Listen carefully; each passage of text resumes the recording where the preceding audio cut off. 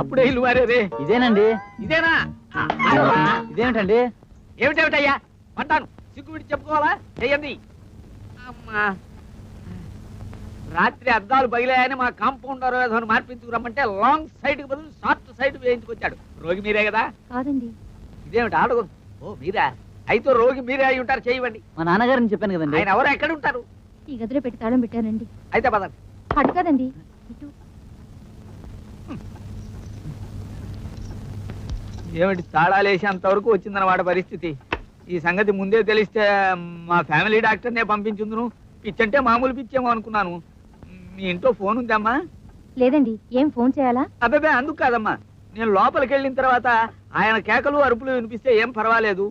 నా కేకలు అరుపులు వినిపిస్తే మాత్రం మీ అబ్బాయిని సైకిల్ ఇచ్చి పోలీస్ స్టేషన్కి పంపించండి. ఎందుకన్నా మంచిది. తలుపులు తీయండి.